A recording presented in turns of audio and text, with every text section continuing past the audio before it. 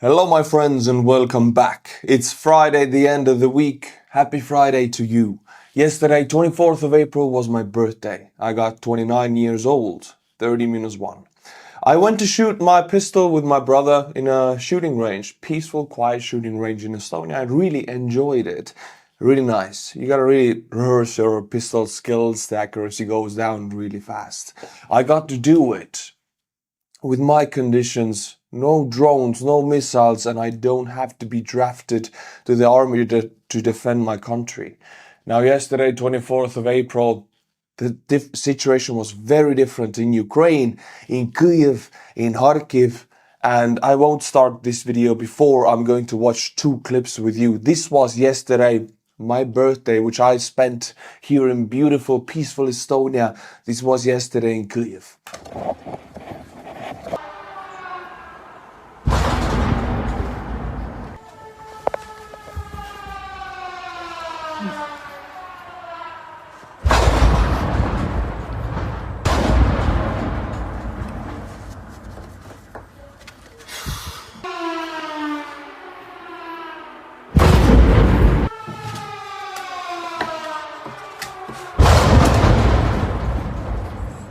Sorry, this is Odessa, but it was also Kharkiv, it was also Kyiv, and it was the biggest missile attack throughout all of the full-scale invasion against Kyiv.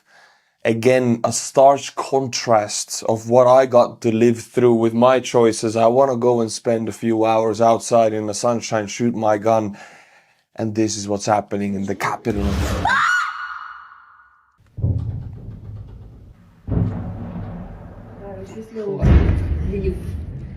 От заради цього я знімаю.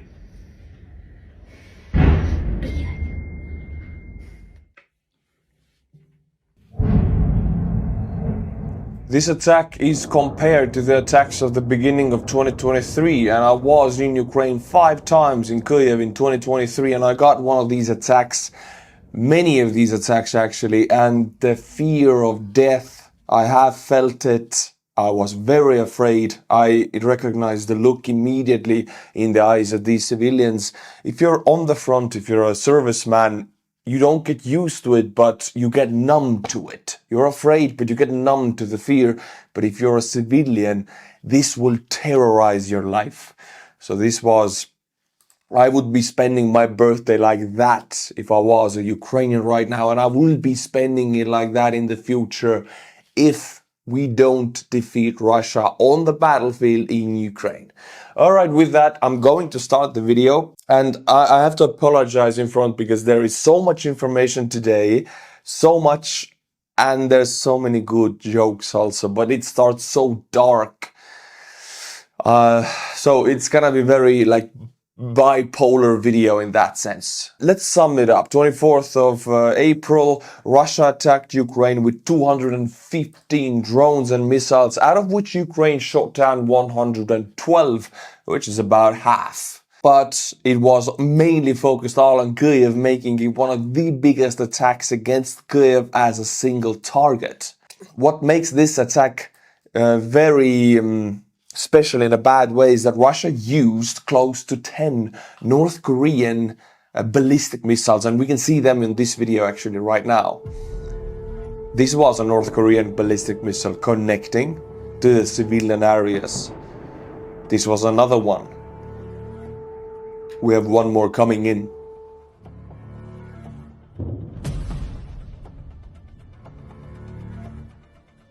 Boom.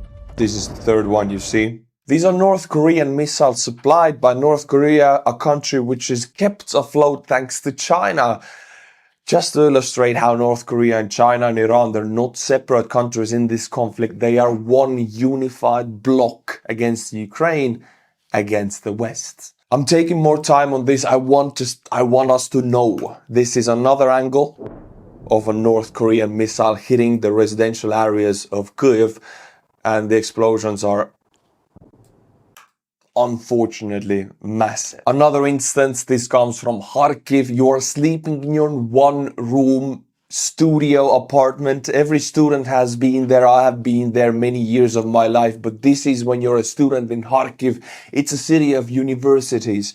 This is where how you spend your student years. If you're a student, or remember your student years in Germany or United States, now compare it.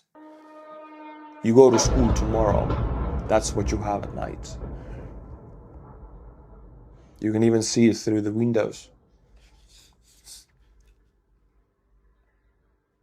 And this is Kyiv. Next morning, this is a barista, a coffee shop, which has had its windows blasted in 4 times in the last 3 years. Still, the barista is at work, and we ask him a question. What would you say to people who have been through a very difficult night in Kyiv? And he says, drink lemonade and hope everything will be fine. Alright, my friends, I'm moving away from that attack on Kyiv and Kharkiv. I just wanted all of you guys to see and know this and feel as much of it as possible with the sounds and videos. We're gonna move on from it now. We're gonna move, like, there's so many videos we need to watch today. This one is Ukrainian SOF, their 6th Rangers. A few months ago, fighting in Kursk against North Korean platoon, and usually most combat losses on the front, 80% of them come from mines, artillery and drones. In this instance, in this video, all of the losses on the enemy side, the North Korean side, are from small arms fire or grenades. And I do hope I can show you all of this, but it's magnificent, the video. 8 Special Forces operatives in a Humvee, driving to zero line against a platoon of North Koreans who don't have thermal and night visions, but the SOF have thermal and night visions. And I gotta say, we gave thermal and night visions in 23 July. You guys donated about 60k for it. I delivered many thermal night visions to the troops. And this illustrates perfectly how it's a force multiplier. If you're from the army, from the Marines, whatever you're from Navy, you know what it means to see in the night and to fight an enemy who doesn't.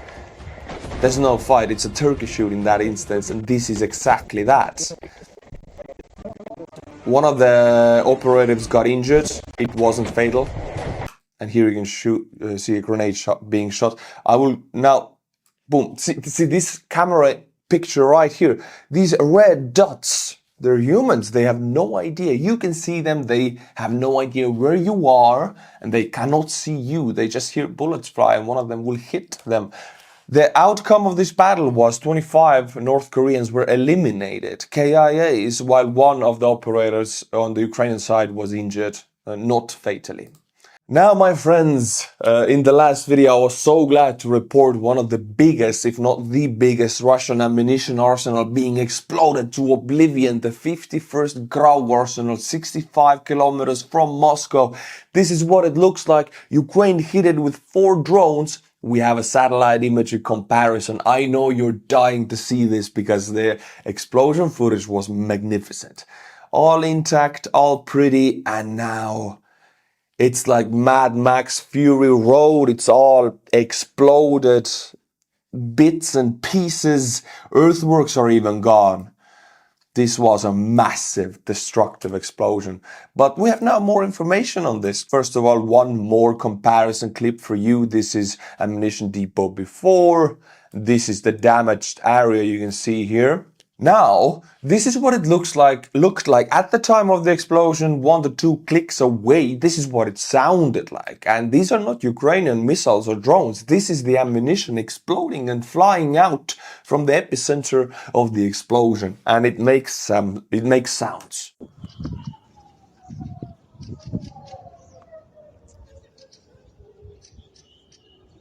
Can you hear?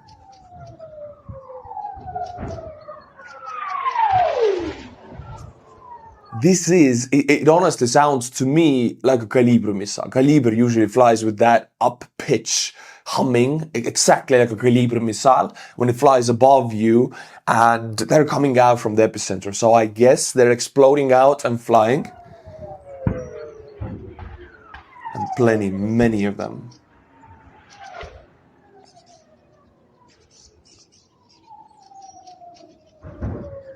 Again, gives us an idea of the severity, that it was a massive boom. Sorry for my English here. But there's a story, there's a history with that 51st GRAU actually, because in Russia, you know, you don't really maintain your arsenals, you don't maintain much of anything. So in 2017, the Ministry of Defense discovered an embezzlement scheme of where 646 million rubles or $7.9 million was stolen from a 16 million budget that was allocated to modernize this very same arsenal. So it was 17, it was like 8 years ago. 8 years ago, they discovered that half of the money allocated by the Ministry of Defense to modernize this very same arsenal had been stolen by the company leadership who was supposed to do the modernization. But pretty much officers just taking money, the money is gone. That's the video of the exact arsenal in 2017. Now, it gets pretty. Look at that. This is before the modernization. This is how they held their freshly produced ammunition. I mean, okay, the roofs are on top of it, but the moisture and the change of temperature in Russia is going to snow, it's going to rain, it's going to freeze, it's going to melt. All of that plays with the wood and the boxes, and therefore everything inside these boxes, they're open for the change of temperature, which renders your ammunition A, unstable, B, it's going to be a dud, it's not going to explode, or dangerous. It's going to explode in the barrel. We have seen that many times. Would you hold your ammunition like that in peacetime in massive quantities in the United States? Not in Arizona where it doesn't rain. Hey, I remind you, it rains almost every other day in this area. Not quite, but it's snowing there in the winter. It's raining a lot in two Rasputitsa seasons. They're holding their ammunition out in the open and stealing the money that was meant to modernize this GRAU arsenal. And the effect of it was the explosion we saw 2 days ago, a magnificent mushroom cloud.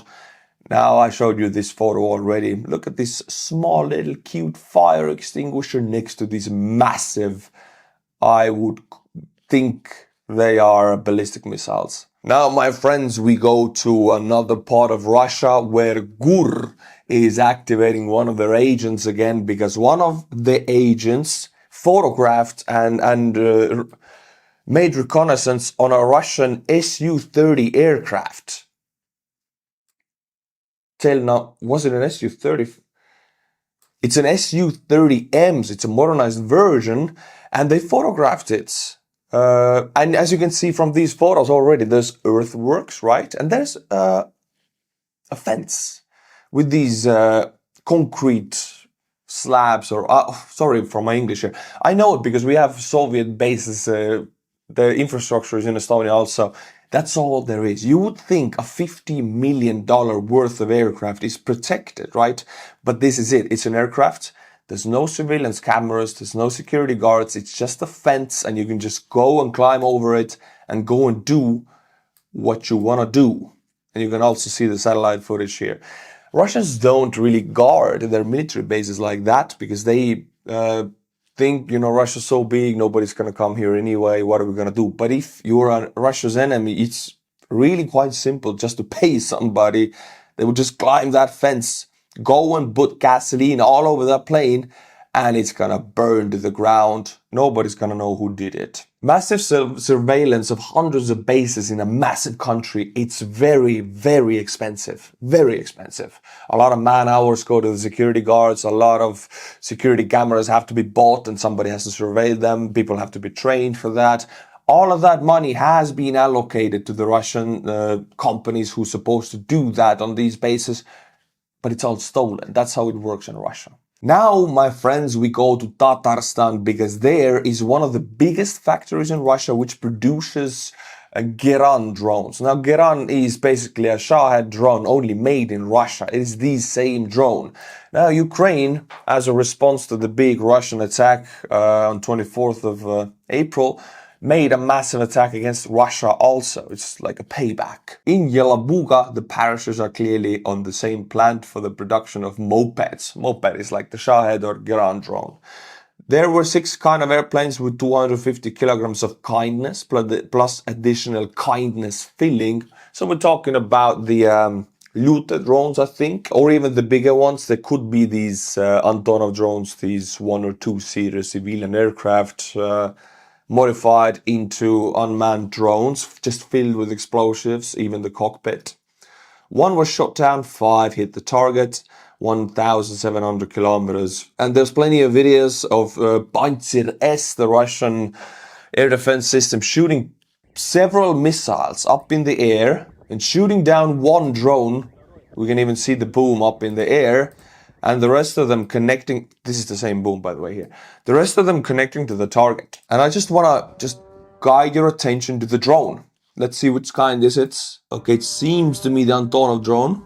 This factory in Yelabuga produces about 25,000 Geran or Shahed drones a year. That's, if you divide that by 365, you understand how many drones they can send out every day, and they don't send them out every day. So in some days they can send out like 300 to 400. It's a massive, massive target and a massive threat to Ukrainian civilians, these Geran drones, because they carry insane amount of explosives and they fly over 1,000 kilometers. Very slow, very low. You can shoot them down. Ukrainians do usually, but if they do connect to the target, they kill, and they kill a lot. Now, before I go to the next topic, and I'm going to warn you, the next topic, the next 10 minutes of my video is going to be called Trump. That's it. So if you want to click away now, it's your time.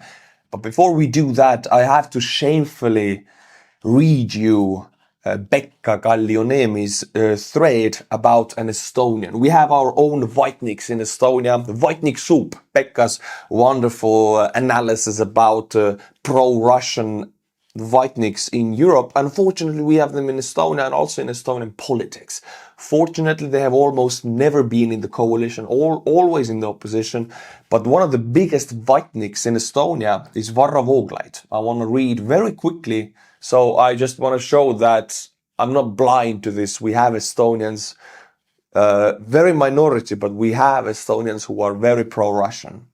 In today's Vatnik soup, I introduce an Estonian lawyer, social activist, politician, and a useful idiot for the Kremlin, Varro Vooglaid. He's best known for promoting pro-Kremlin viewpoints under the guise of traditional family values. This is one of the favorite points of pro-Russian propagandists in the West, because they push traditional family values. No, not really. Vooglaid has an academic background which usually gives people plenty of credibility in the eyes of the Kremlin.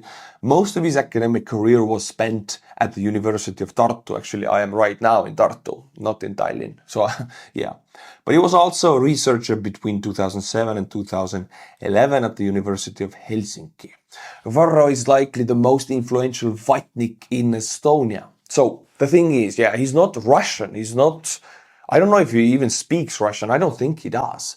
But he's Estonian who promotes himself as a pro-Estonian, only for Estonia. I will do everything that is good for Estonia, for family. I like the traditional man and woman, all that kind of stuff. And everything he almost says is almost a copy-paste of what comes out of Kremlin official media channels. He just copies it almost word by word.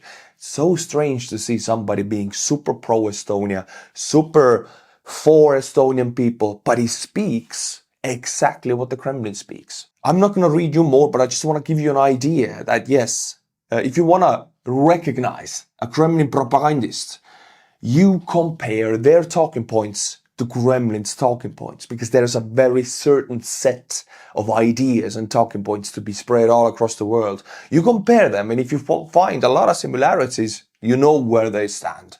Varro Vooglaid, unfortunately, under the guise of fully Estonian, fully pro-Estonian, is number one, a very useful idiot for the Kremlin, or a full pro-Russian propagandist. He's a very dangerous man in Estonia. I cannot say we have to do something about him, because we are a democracy, but I think he is a security threat to Estonia and the European Union. All right, now, my friends, I will go to Trump. I know a lot of you don't want to hear me talk about Trump. Of course, you can click away now, but I have to. I cannot remain silent on this, because Again, I spent my birthday yesterday enjoying the sunshine, doing things I love with my family, and in Ukraine, missiles and drones were landing, falling, and Trump has the capability to end it all, and there's one way to end it. The one way is only by Russia's defeat on the battlefield. And Trump doesn't do it. So, Trump put out this tweet, or whatever you call it in his true social thing. I don't know what you call it. Well, he came out with this. I will read it to you. Look at it on the screen also. I am not happy with the Russian strikes on Kyiv. Not necessary. And very bad timing. Vladimir, stop. 5,000 soldiers a week are dying. Let's get to the peace deal. Done. So, Trump, with Russia, chooses words. You know how Russia sees it. I've opened it up many times for you. Russia, when you speak, the Russians see that you are a weak little, I cannot say these words. You just like a weak little player and they can just advance on you, take whatever they want on you. If you punch them in the chin, they will respect you and love you for it. Trump is using words on Russia, words all the time. And this is why Ukrainians are dying. So if Trump wants to end this war and end the killing, as he says, he has to speak the Russian language. Not the Kirillitsa Russian language, but you just gotta punch them in the chin and they will freaking love you for it. Do everything you say. Trump doesn't know. I don't know. He doesn't. Maybe he's fully pro-Russian. So now I will open the floodgates for memes, my friends. I'm not happy with Alqaeda strikes in the New York City. Not necessary and very bad timing. Bin Laden, stop. 5,000 New Yorkers a week are dying. Let's get to the peace deal. Done. This is exactly the same. Russia is a terrorist state. They're killing civilians daily. By the way, after 9/11, America was the only country to invoke Article 5 and every NATO country responded to that. We came to America's aid. So just a little reminder. Now it's time to return the favor. There's many more memes, so if you cannot take it, feel free to leave. Vladimir, stop! And we see Putin stabbing Trump in the arse. Vladimir, stop! I'm a US president!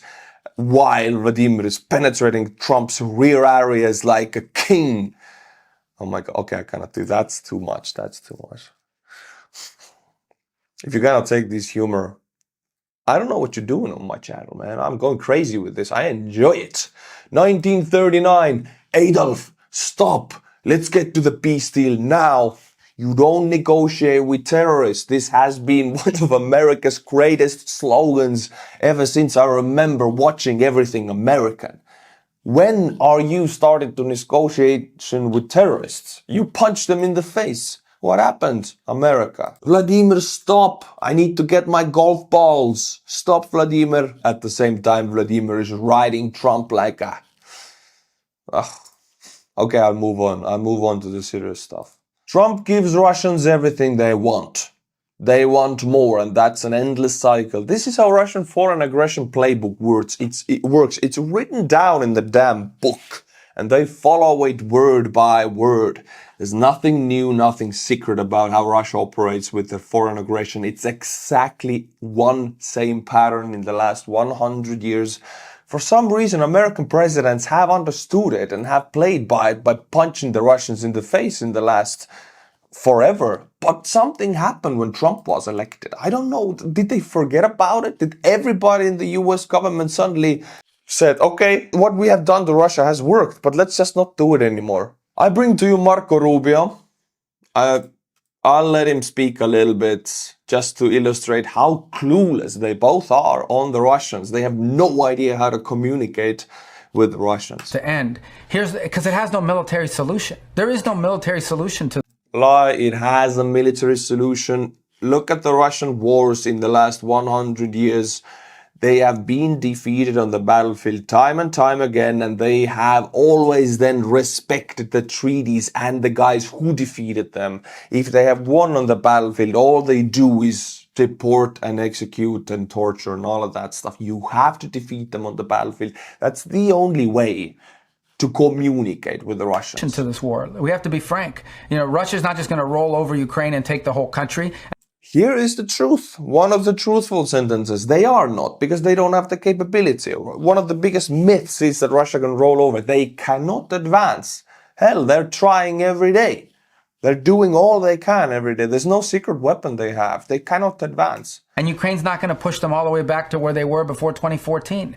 Another truthful sentence. Ukraine also doesn't have the capability to advance or push. They're defending very well right now, but they don't have a capability or a card up their sleeve to just take everything back. It is a stalemate. So what I would say we're involved in is understanding what is the Russian position. We have a better understanding of that now because we've actually spoken to them. I'll enlighten you, Marco Rubio. Russian position is to dismantle the current world order and lessen the United States standing in the world, to lessen the words. And how do you do that is you play around with the US so they go negotiating the war, and then you show that everything the US does has no meaning, because you can send as many missiles to Kyiv as you want, no matter what the US president wants you to do. By that, you're showing to the world that the US president's communications and wishes don't affect you. Therefore, lessening the US standing in the world, lessening the US communications. Missiles and guns talk right now. Words, it's over for words. I know, I don't remember Trump being this weak in 2016, but right now he's lost it. So, I present to you Trump's 7-point ceasefire plan, and I will open it up because here, my friends, I will translate Kremlin's talking points. Hey, I'm Estonian. We know this stuff. If you want to hire somebody to your company, you want to hire the guy who has been doing this stuff for years, maybe decades, who has the experience. That's us. We know, we have the history with the Russians. Believe us. Okay. Trump, number 1. Ukraine must abandon its claims to Crimea. Now, this is the number 1 talking point of the Kremlin ever since 2014, when they invaded Ukraine and Crimea. Just repeating Kremlin's talking point. Cessation of hostilities along the current front line, again, Putin's wet dream right now. The US will lift all sanctions imposed on Russia, Putin's second wet dream. We have 3 points out of 7 fully Russian points that they have been pushing for the last 3 years at least. The Zaporizhzhia nuclear power plant will be transferred to the US. The US will begin energy cooperation with Russia. Putin's wettest dream in the world. I don't know why Trump wants to be in Putin's wet dreams, but this is exactly what he's doing right now. Direct negotiations between Ukraine and the Russian Federation without security guarantees. I cannot say this is a Kremlin's talking point. This is a standalone point here. We have one at least. Ukraine will refuse to join NATO. Oh, this is Putin's super wet dream. Trump just so wants to be in that. Conclusions of a mineral agreement. This is Trump's wet dream. All right, I get over with the sexual references here, but you get my point. Putin has been pushing these points for the last 10 years, and now Trump comes along playing the neutral bystander, trying to finish this war by exactly copying the aggressor's talking points. Yeah, there's no way he can make peace like that. Trump says, I think Putin will listen to me on stopping the strikes in Ukraine. First of all, why does Russian army strike civilian areas? I will open it up for you, my friends, because you might have questions. You might have the idea that Russians have an endless supply of missiles and they can do what they want. They're not striking the front with the missiles. You know why they're striking the civilian areas, especially Kharkiv and Kyiv? Because there are the most people and the most cameras. Russians want to build the illusion. They're always the guys of the illusion, the paper tiger. They want the world to see these big explosions and these videos I just showed you at the beginning of the video. They cannot advance on the front right now. This is why they have to keep up the illusion that they can destroy the cities. They cannot. They can not advance on the front. They're sending 1,500 casualties every day against Ukrainian lines. Ukrainians are holding very well right now, actually, pushing back in some areas. I'm not saying they're going to win or Russia's going to collapse. I'm saying it's a stalemate. Russia doesn't have the upper hand. But by making these massive strikes in Kyiv, with every camera on every angle seeing them, Trump will watch it and say Russia can roll over Ukraine. It's not the truth. But since the Russians know that Trump is under their information sphere, they continue doing this. This is straight to Trump. These attacks are for Trump to push that Russia can run over Ukraine, which is not the truth at all. just a little bit of a comparison for you. Trump came out with this a little bit of a pitch crying here with, I'm not happy with Putin, It's 3 lines. Look at his yap against Zelensky. It's a whole book compared to the yap against Putin. And there's a ruler right next to it to illustrate the yap length. Yeah. By the way, if you're American and you like democracy and freedom of speech and constitution, whatever you stand for there in America, here is Trump 2028 hat for you. I'm not going to say anything anymore. We Europeans have always looked up for the Americans. They have always been our guidance in democracy and constitutional democracy and freedom of speech. I'm not going to comment on it, but there's a hat of Trump 2028 here. I'm not going to say anything anymore. And my friends, for you to go to the weekend, enjoy your weekend with a good mood, I bring to you the weird truth of how J.D. Vance is a damn demon. I kid you not. He goes to Myanmar and there's a massive earthquake. Next, he visits the Pope and the Pope dies a few hours after. And there's physical contact between them. They shook hands. He goes to India. Modi, the India Prime Minister, has children around, defense buffer, never touches J.D. Vance. But still, there's a terrorist attack and nearly 30 people die. And India and Pakistan are on the verge of war right now. So wherever J.D. Vance is going to go, I do hope he goes to Russia and shakes hands with Putin, if you know what I mean. My friends, no new Buy Me a Coffee members right now, but I had quite a lot last video, so it's okay actually. But if you do want to join up and if you want the Rehi patch, just join up and Buy Me a Coffee. Link is in the description below and I'll be sending you one of these bad boys. Also, I know it's confusing, but every Saturday, YouTube channel members will get an additional video. So Buy Me a Coffee is Buy Me a Coffee, but YouTube membership is different. That link is also in the description below. And that's only 99 cents. I just wanted to make it like the cheapest so everybody can watch it. It's 99 cents per month and you get 4 extra videos. So go and sign up and enjoy the secret videos for you. Until my next video, my friends, which will be tomorrow for the members, Slava Ukraini, and bye-bye.